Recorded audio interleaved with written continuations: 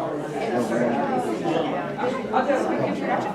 So, our speaker today is Dr. Green from the Biomedical Sciences program at Marshall University. As you could tell when he came in, I've never met Dr. Green. But Freddie at one point said, you know, I've been hearing a lot about this CRISPR Gene Editing. Is there somebody who can talk about this? And I thought, well, let me see what I can find out. So a good friend of mine used to work for the Biomedical Sciences program, Diana Malley, and I sent her an email and I said, Diana, do you know if anybody on campus knows anything about this CRISPR Gene Editing? And she said, oh yeah, Dr. Green does that. And I was like, he does it? Like, we're doing it here? Like that? And I was like really impressed because that seemed like something super fancy that I don't know. I mean, I don't want to say we don't do super fancy things, but I was just, you know, I thought, oh, you know, somebody might know enough to tell us about it, but he's doing it. And so I sent him an email and said, we're interested in having you talk. Would you be willing to come? And he said, sure. And so we picked the August date, and here he is, and here you are, and we are ready to start. So with that, I will turn it over to Dr. All right, thank you. First off, can you hear me? I tend not to stand like here and move. Can you hear me? Okay. I do that I teach first-year medical students who are, as you can imagine, just so excited to come into class. And it's just, tell me what I need to know, what's going to be in the exam, can I go home?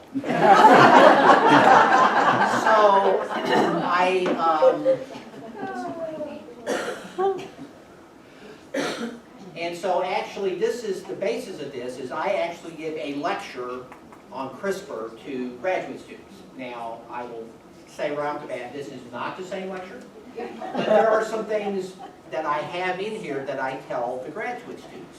Because they need to know, because it's become such and it's just booming as a technique, both in the lab, and as I'll talk about in the clinics, in industry, you're probably eating food that has been treated with CRISPR to modify its genome.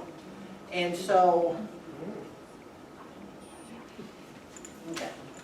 So basically, what this first slide deals with all the applications. It's been, people have tried for years to do genome editing, not just in humans, but in animals, bacteria.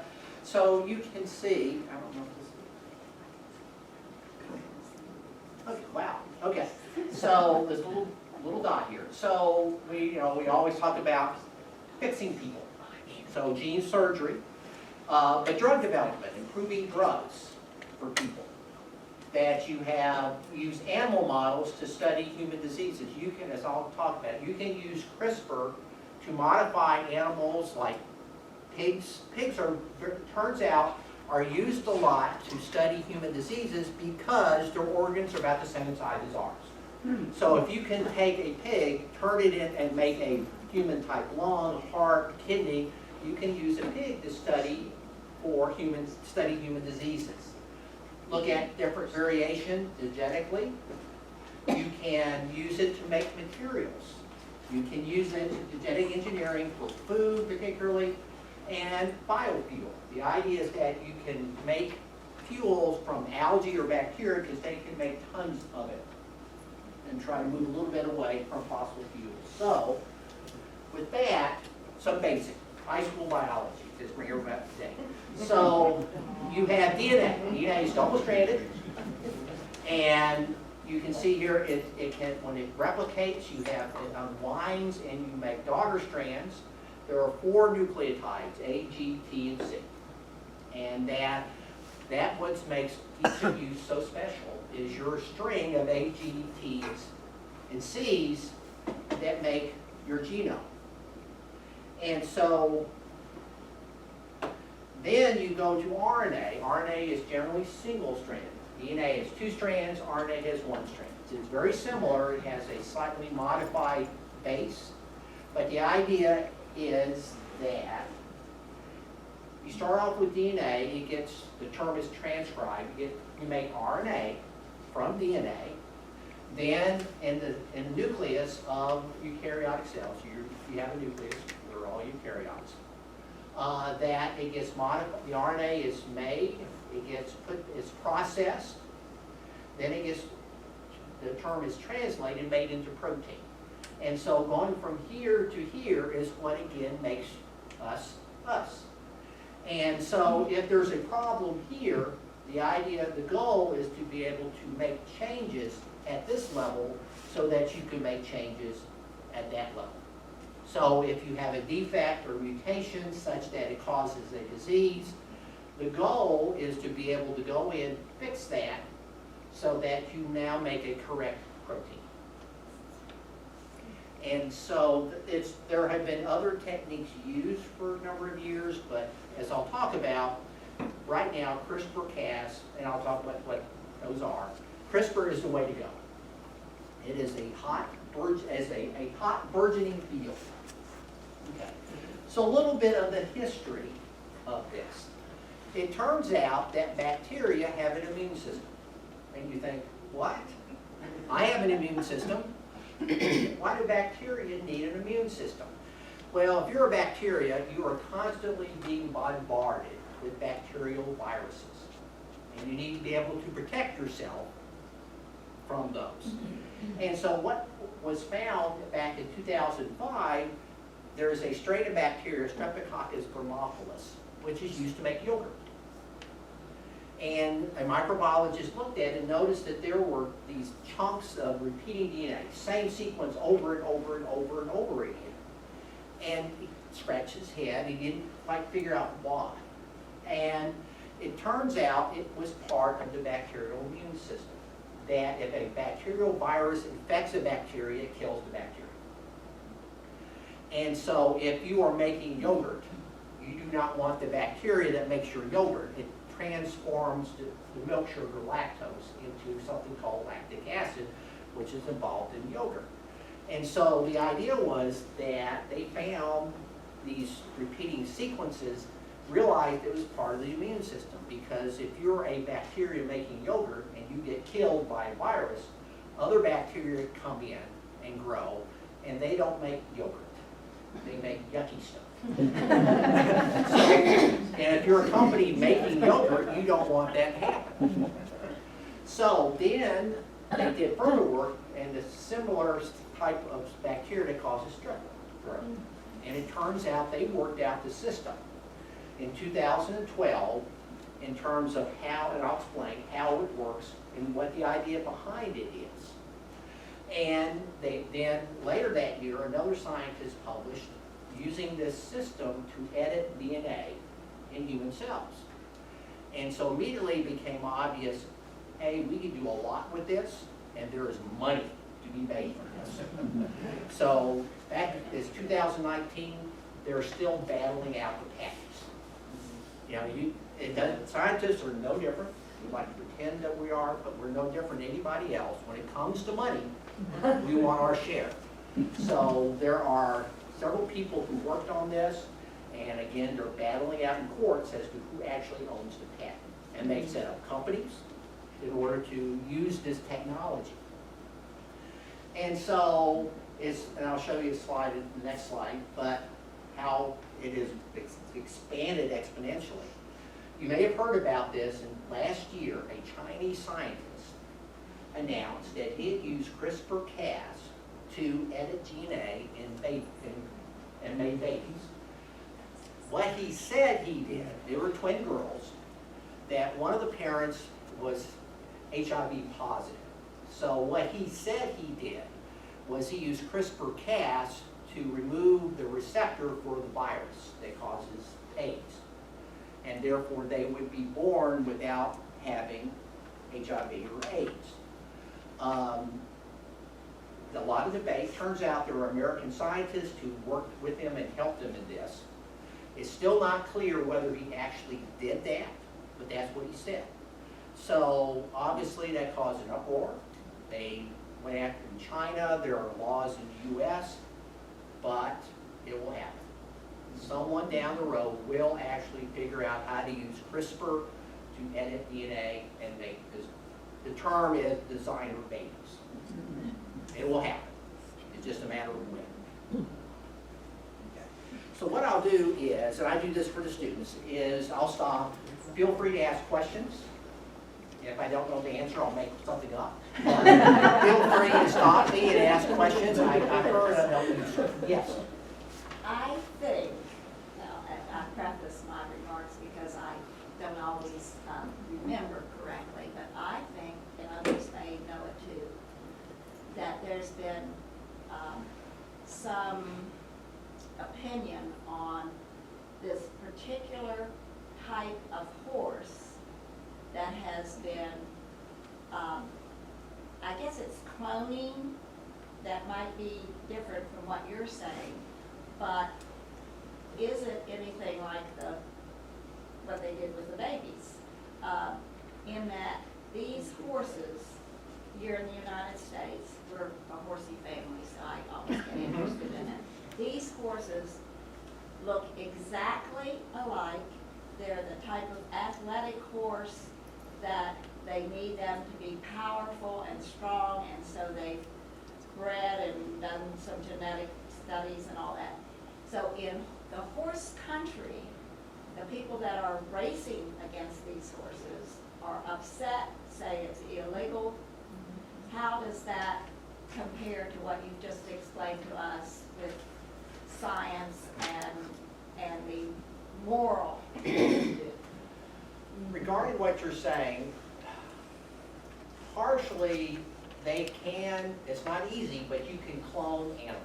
Technically you can clone humans. They haven't really succeeded in that because there's apparently some big difference between working with animals and humans. But what you're referring to is the idea that, and they do it in cattle, anything that can make, that's important for monetarily, is taking if you have a super duper horse, the idea is to clone that horse so that it would be, as you say, all of them will be genetically identical.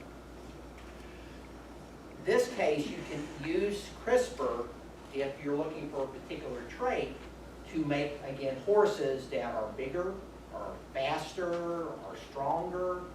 You can use this technology to manipulate the DNA of horses to get the characteristics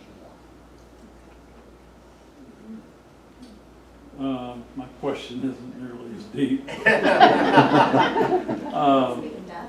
Just want to be clear, does all this editing have to happen prior to birth? Can you manipulate the DNA in a already born? You can. I'll go a little bit more detail in a later slide, but that's a good question. Yes, you can. It's a little harder, but yes, you can. You can do it later. Yes, ma'am. What does CRISPR say? And I will show you a slide. Yes. Yes. Yes, ma'am. Yes, I showed bred dogs for years, and I had English pointers as well as other breeds. The English pointers have a recessive gene for dwarfism, takes two to tango. Yeah. And what I want to know is sometimes you will find there is a genetic trait that is a very positive thing when expressed, but the recessive of that same trait is a negative thing. Through CRISPR, can you edit only the negative, or are you going to lose the positive, like a color or speed or whatever?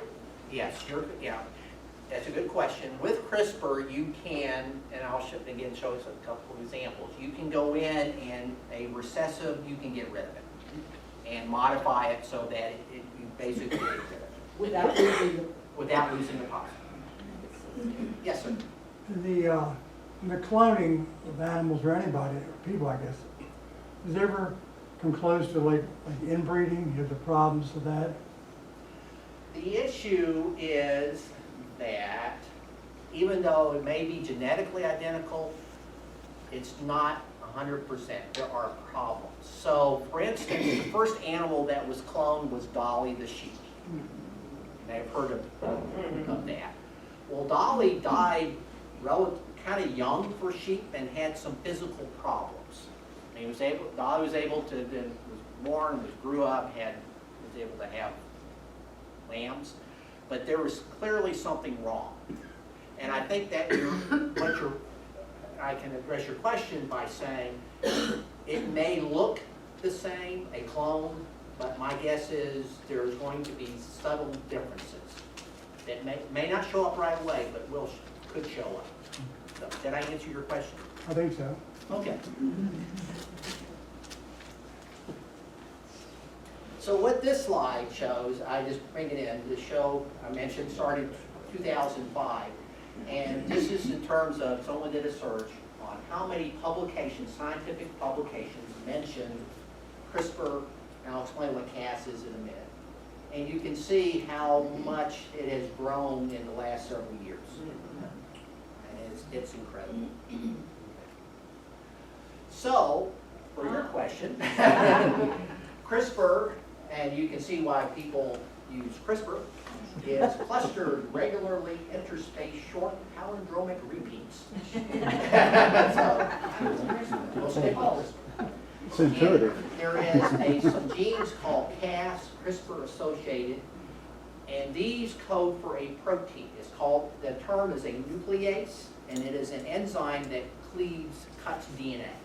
Because what you're going to want to do is you want to cut the DNA at a specific site.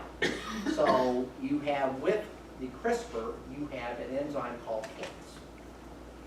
And as I mentioned, it confers, you show here, it's a way for the bacteria to fight infection by bacterial viruses, because there are just gazillions of them. That's an official scientific term, gazillions. Present, and they're just everywhere. All right, so I'm going to go over this. The main point is, this is how it works in bacteria. The goal is, and briefly, the bacteria gets infected by a virus. And the virus has a gene, DNA. The goal of the virus is to put its DNA into bacteria. The bacteria then replicate and make more of the bacterial virus DNA, bacterial virus protein, so that one virus generates hundreds to thousands from the bacteria. Well, if you're a bacteria, you don't want that to happen because you'll die. So the idea is that it gets infected, it manages to fight it off, and it takes a piece of the DNA and sticks it in its DNA, shown here in the CRISPR locus. And then the idea is that the next time it makes an RNA, single-stranded RNA, and there are two components, and I'll just call it tracker, and the guide RNA. The guide RNA is the RNA specific for the bacterial virus DNA. So if there are 25 different bacterial viruses, the bacteria will have sequences, DNA sequences corresponding to each of those 25 bacterial viruses present in its DNA. So the next time, it's in a way, when you get an infection, or and that you get sick, but your body produces antibodies, so the next time you get infected by that virus or that bacteria, you can fight it off. The same basic idea is present here, that the idea is that the virus infects the bacteria fights it off, puts part of the DNA into its chromosome. It gets transcribed. There are two parts we're going to call tracker and a guide RNA. The guide RNA specific for each individual bacterial virus. And that together, they activate the Cas, and in this case, this is called Cas9, the Cas enzyme that cleaves DNA. So that the next time this virus comes in, it recognizes it. The guide RNA, shown here specific for this virus, binds to it, brings in the enzyme, the nuclease, and cuts the DNA. So that the bacterial virus is inactive. So, think of it, a virus infects, DNA gets incorporated into the bacterial chromosome, a small piece, so there are lots and lots of these bacterial virus DNA segments present in the bacterial virus. It makes an RNA. There are two parts, there's a tracker and the guide RNA specific for the bacterial virus. Then the next time a DNA comes in, it activates the enzyme, so it binds specifically to bacterial virus DNA. It gets cleaved, cuts. So you cut it, the DNA doesn't work, and the bacterial virus infection stops. So does that make sense?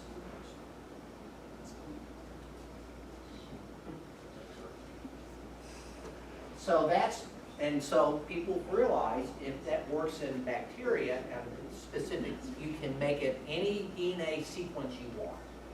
As long as you have that guide RNA specific for that sequence, you can cut any DNA you want, and most importantly, at a specific site. Because that's the issue. You can do all sorts of things and randomly chew up your DNA, and as you would imagine, that's not good. But if you can cut the DNA at a specific site and make a specific change that can affect the organism, then that's what you want to do. And that's when they realized this could work in human cells, in humans, animals, anything. So a couple of things to talk about, because that's just what CRISPR-Cas does. Okay. As I mentioned, DNA is double-stranded, so CRISPR is going to cut, the Cas enzyme is going to cut DNA at both strands. And then you could have two types of changes.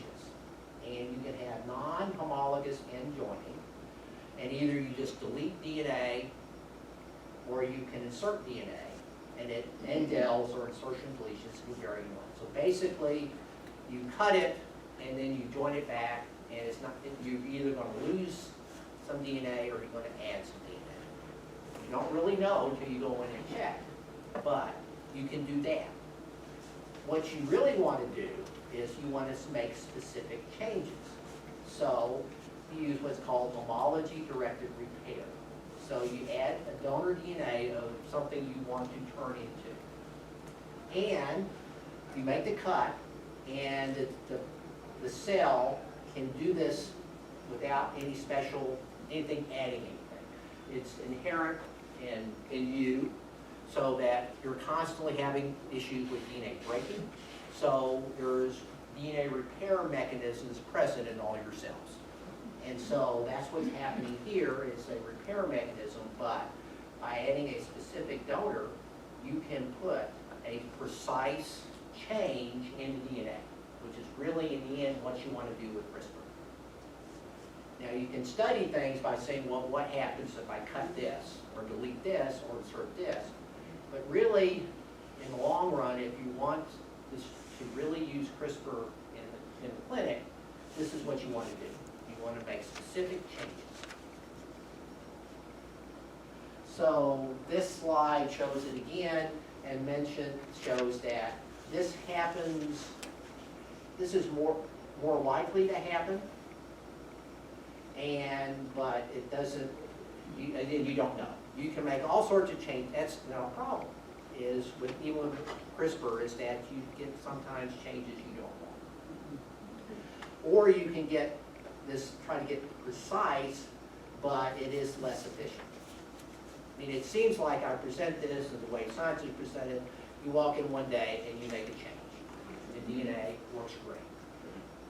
Never works that way. You know, the tens to hundreds to thousands of times you have to do it before you get what you really, in the end, want. Yes? Are there going to be any regulations at all for this? Because I find this rather frightening, because there are unscrupulous people out there when money is concerned, and I can just see us losing any kind of choice whether we want this or not. There are, the U.S. government has passed laws to prevent this from happening in people. Now, you can do it in animals, and I'll show you do it in plants. Right now, it's illegal to do it in people. But, it'll happen. Because you got people with money, and privately, you can set up a recombinant DNA lab in your, I'd say your garage or basement, for a few $1,000s. I mean, what used to be tens of thousands, 20 years ago, tens of thousands of dollars to get it ordered specially, you can basically get the materials, frankly, to do this without spending a huge amount of money. So people can privately do this, and I'm sure they are. I don't think it's working, but they can do it. But yes, the original question, yes, there are laws. And the government can't fund, because the government funds a lot of scientific research. You can't use federal money to pay to do these experiments in people. Yes? How do you look at a strand of DNA to see what you did to it? What you have to do, that's a good question. And so the idea is, once you do it, you have to make sure you did it, so you can sequence the DNA. Nowadays, it's really pretty simple, straightforward. A few $100s, I mean, you can get fancy machines, but it is easy to do. And it won't take long to sequence the DNA to make sure you got what you want.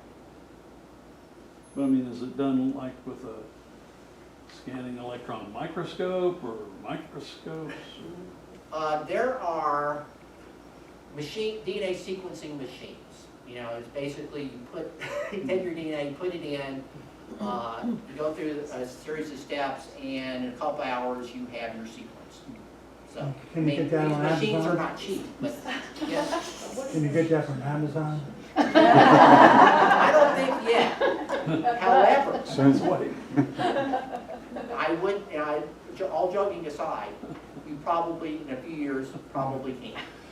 You could probably order something that will do a simple tabletop machine that will do a little bit. You have one. I don't have one. Marshall has a good one. Marshall has a good sequencing one that, as part of a core facility. But Marshall does have. They got Yes. it. I was teaching genetics at the time. Oh, so yeah, we have actually, we have the best DNA sequencing apparatus in the state. Yes, I'll get him and I'll get back to you, sir. Yes, sir. Okay, there are problems, but they're good things.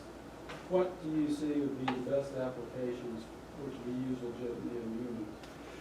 For things such as, we'll take sickle cell anemia as an example. It is one chain, nucleotide change in DNA, changes a protein, causes a disease. That you go in and fix. Cystic fibrosis.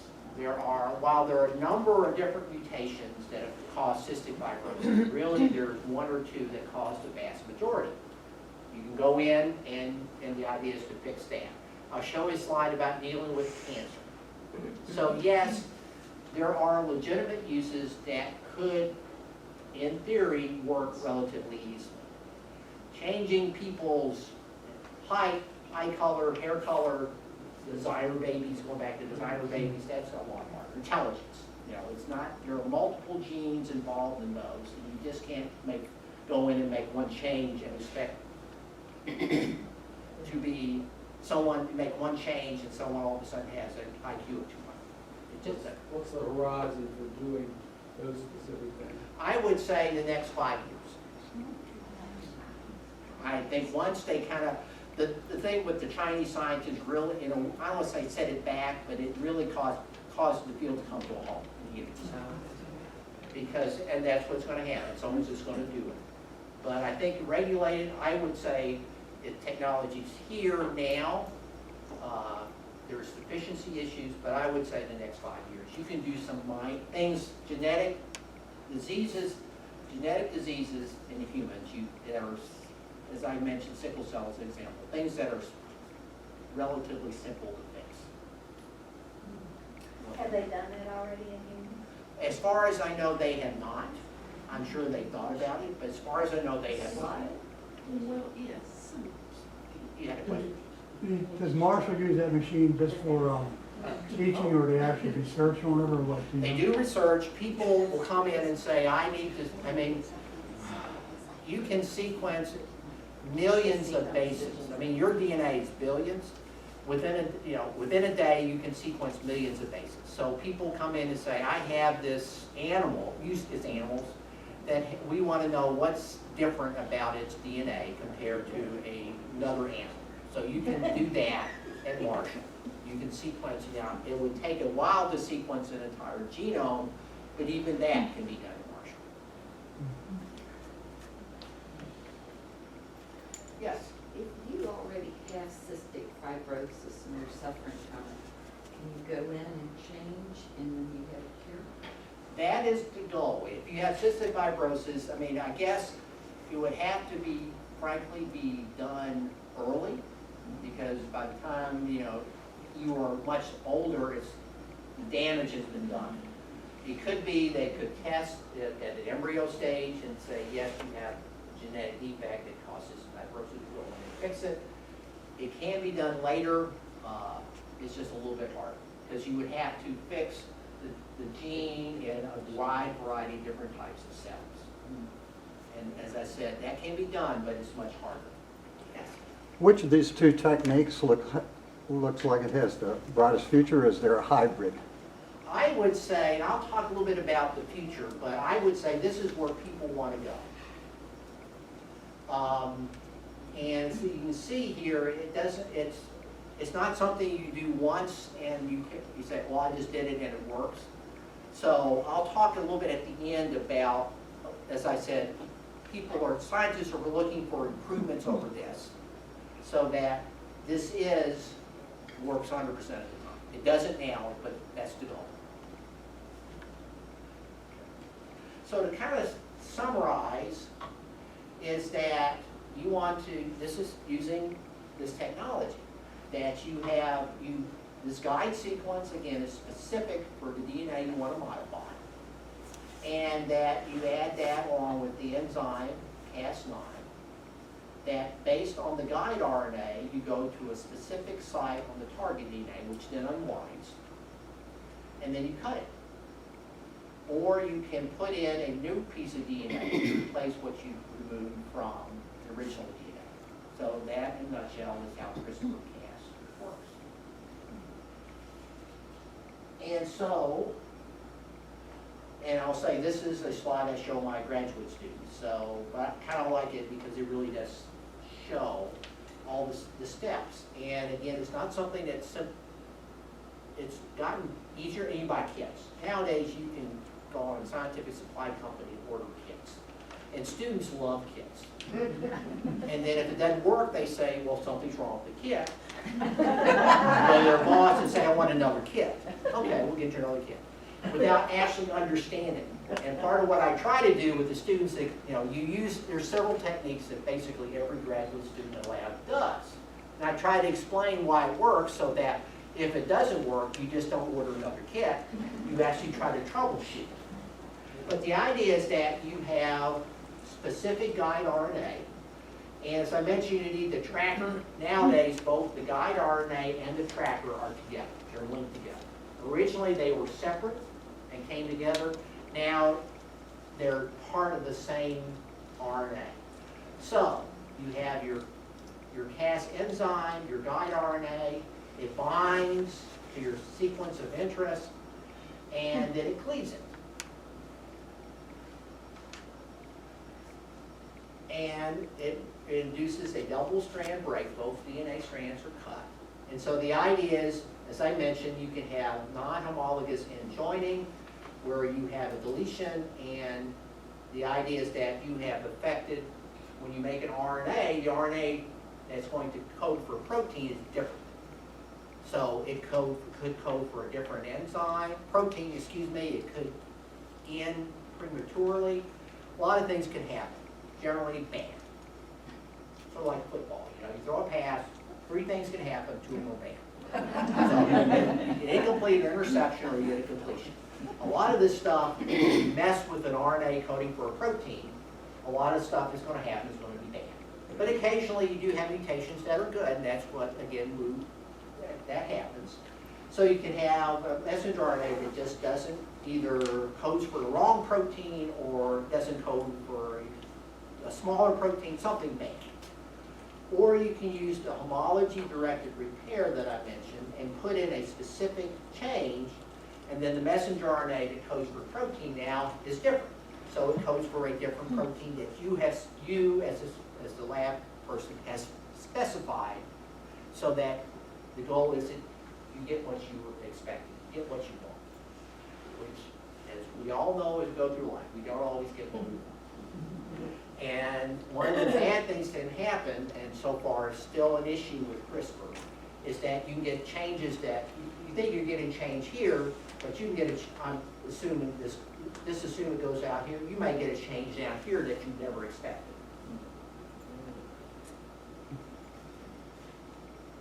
So what this slide talks about is that you have, using it in the lab. So you mentioned you can, I'll show you a slide, but you can turn on, you can use this system to turn on genes that normally are not turned on. You can use it to turn off genes that are normally on. You can completely knock out genes so they don't work. You can go through and look for specific sequences. You can tag it so that it can go to a specific site and you can look at it under a microscope. Or you can say you can look to actually, you're looking for a specific part of a gene, you can use this system to actually purify large amounts of the specific sequence.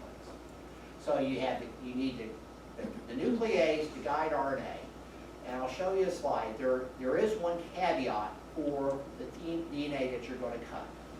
It has to have what's called a PAM sequence, which stands for protospacer adjacent motif. And this PAM is specific for the target. So when you going back to the bacteria and using it to cleave bacterial virus DNA, the idea is that you want your target DNA to have this PAM sequence, but you don't want to cleave your own DNA, which I think you would imagine would not be beneficial. So if you're trying to kill the bacterial virus DNA, you don't want to cleave your own DNA. So the bacterial DNA does not have this PAM sequence, and N stands for any nucleotide, and G's are guanines. So, as shown here, you can see the Cas9, the guide RNA, and then the PAM site. And that helps localize it and also make sure that you're cutting your target. So your target DNA, whether it is in the bacteria or whether in the lab, has to have this PAM site for it to work. And usually you can make it happen, do that. You can work it out so that happens. But again, that's to make sure that you only cleave the target and not cleave any DNA that does not have that PAM sequence. So, are there any questions? Yes, ma'am. This is probably not on track, but I'm hoping it is. If we hear about autoimmune diseases all the time now, is there any way to, and in my thinking, autoimmune is when your body is fighting itself, and then something erupts. Is there any way to apply what you're showing us here to to correct an autoimmune disease? Yes. Oh, I think you can. why answer? Autoimmune diseases are, it turns out, actually more common in women than men, where your body makes antibodies that attack your own tissues. Lupus is one. Actually, multiple sclerosis is thought to be one. ALS. All of these, but the idea is you can then, if you figure out exactly what's going on, yes, you can, in theory, I think it's going to be not a challenge, but in theory, you can use this to modify the immune system so it doesn't attack your own cells.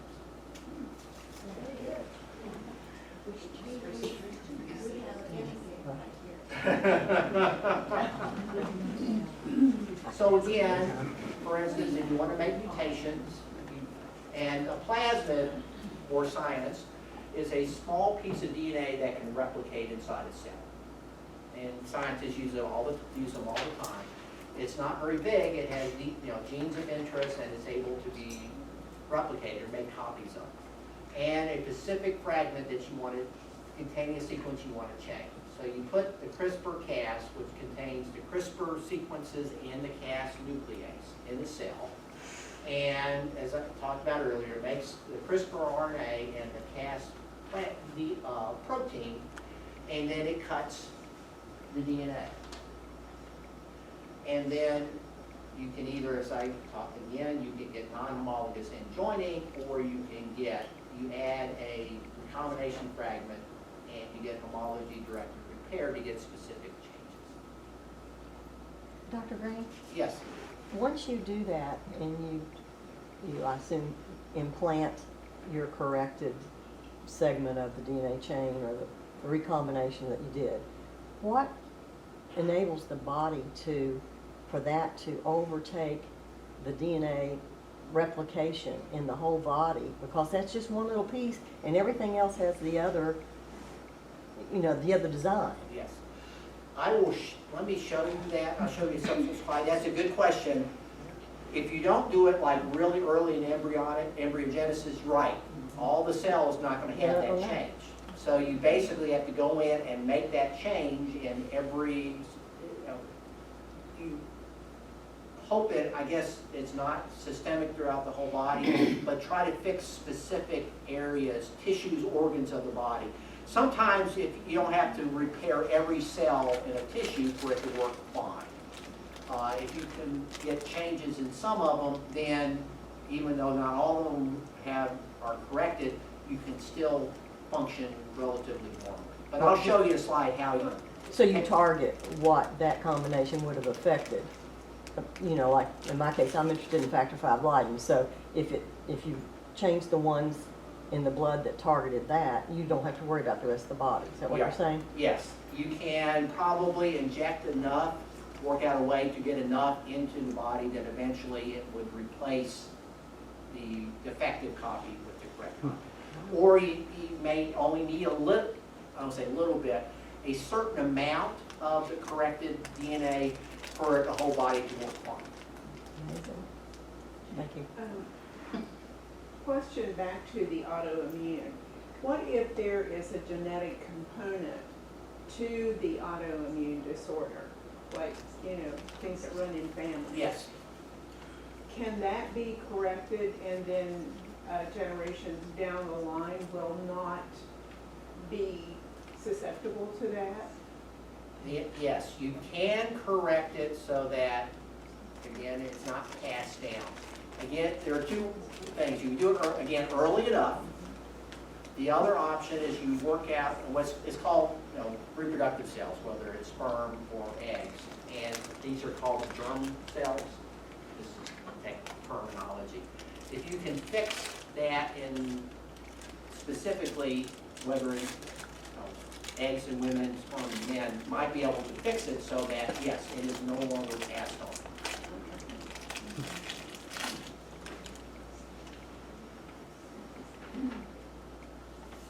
Okay, so talk about CRISPR-Cas. So what can you do with CRISPR-Cas? There are a lot of things you can do with CRISPR-Cas. And actually, I'll talk about agriculture, but I will, that's where you're going to see CRISPR-Cas first. Because you're going to see it in agriculture. But you can, we talked about horses, but you can modify cattle, any sort of food, livestock, pigs, goats, whatever you use, again, to generate income. You can gene therapy, you can, again, modify the human germline so that this change is passed on to future generations. And so, what this slide shows are ways you can use CRISPR. I mentioned it briefly a little bit ago, but you can modify the enzyme so that it can bind to specific regions of DNA but doesn't cut it. So the idea is that you can attach another protein that turns on genes that normally are not turned on. So if you put CRISPR-Cas to bind to a specific sequence, and in you, there are specific sequences generally upstream of protein coding regions, so that it binds and you can turn on genes that have not normally turned on.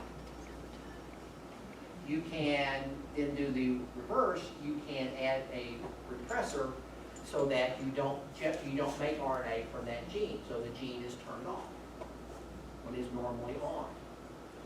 And then GFP it stands for green fluorescent protein. So I'm going to take a little 2-minute digression, talk about green fluorescent protein.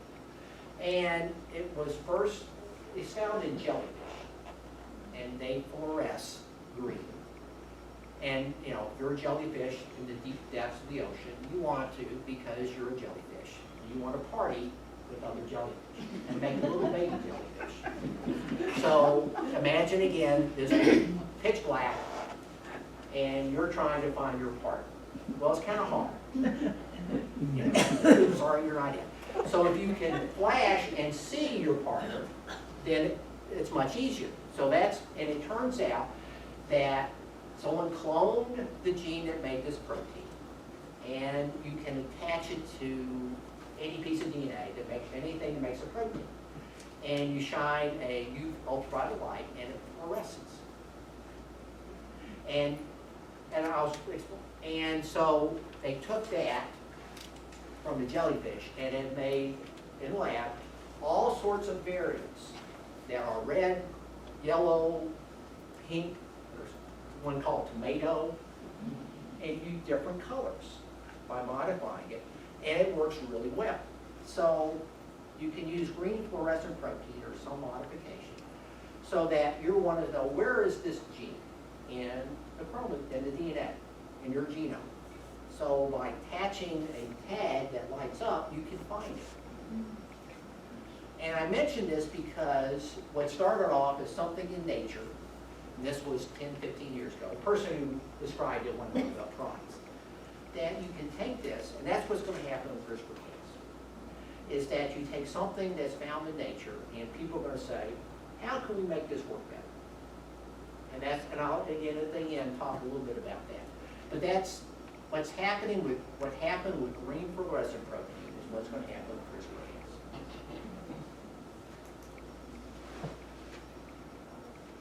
So as I mentioned, agriculture.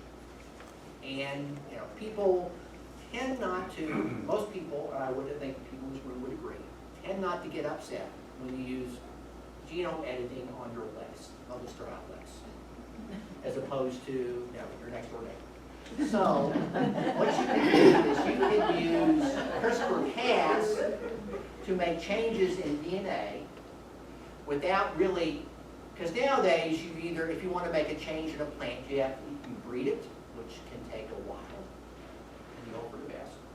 You can, there are ways to add DNA from different organisms, maybe different plants, to another plant to change the way it acts. And people, it's genetically, GMO, genetically modified organism, and not everybody likes that. And so, but CRISPR-Cas is, you don't have to do the long-term breeding, and you're not really adding a whole gene from another organism, you're making slight modifications. So the goal, the hope is that it's not quite as bad, and people will be more accepting. We'll see. So, and this is from the Pioneer, so this is what, the next couple slides are taken from companies, so they're going to say, this is the greatest technology, we're going to save the world. At the same time, make gazillions of dollars. But the same basic thing, you want to make a change so that it is, you can see that it has, you know, more of some chemical that is good for you, or it lasts longer, it doesn't rot, or it's more resistant to disease, because that's a problem. That, you know, you're sitting there, all of a sudden your crop is gone because of some insect or some virus or bacteria. Probably more important now, drought tolerance, or you want higher yield. So you can use CRISPR-Cas to do that, so that what took years and years with conventional plant breeding, you can do in a short term, in a couple of years, with CRISPR-Cas. So you can see here, in terms of timeline, how long it takes to get a trait that you want in the field versus with CRISPR-Cas versus traditional breeding. And the same thing in the other case, again, talk about drought, that you have a plant that has resistant to drought, but it's not something you eat. And so you have a plant you would eat, sensitive to drought. So the goal is by taking CRISPR-Cas, you can modify the food plant using sequence, so a couple, a small piece of DNA from this plant to make a plant that you would eat that's tolerant, or more tolerant, and that's the goal. And it turns out that you can see that, as I mentioned, probably most of us eat plants, plants that have been modified with CRISPR-Cas. So you can see a timeline here, tomatoes, and it's all